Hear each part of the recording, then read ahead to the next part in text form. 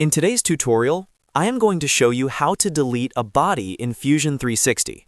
Whether you are trying to clean up your workspace or remove components you no longer need, knowing how to efficiently manage your geometry is essential for staying organized in your CAD projects. If this video helps you streamline your workflow, make sure to hit that like and subscribe button. Let's dive straight into the process.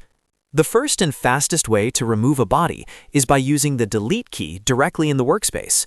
Start by selecting the specific body you want to get rid of by clicking on the 3D object directly within the main design window. Once the body is highlighted, simply press the Delete key on your keyboard. Fusion 360 will immediately remove that body from your model. It is that quick and saves you from navigating complex menus. Now, if you have a more complex design where bodies might be hidden behind other parts, the second method is using the browser panel. Look over at the far left side of your screen to locate the browser panel. Within the document tree, look for the folder labeled Bodies. Click the small arrow next to it to expand the contents of that folder. You will see a list of every body currently in your project.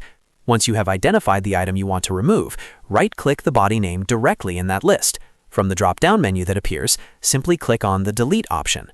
Just like that, the body is removed from the design and disappears from your workspace. Both of these methods serve the same purpose, but having both in your toolkit allows you to work faster depending on whether you are working in the 3D space or managing your project through the structured browser list. Remember, deleting a body is a permanent move unless you use the Undo command immediately after. If you accidentally delete the wrong item, press Ctrl-Z on Windows or Command-Z on Mac to bring it back. Keeping your project file clean by deleting unused bodies is a great habit for performance and clarity as your designs grow more complex. I hope this quick guide makes your modeling experience in Fusion 360 smoother and more efficient. If this tutorial helped you master these tools today, please hit that like and subscribe button for more CAD tips and tricks coming your way in 2026. Thanks for watching, and I will see you in the next one.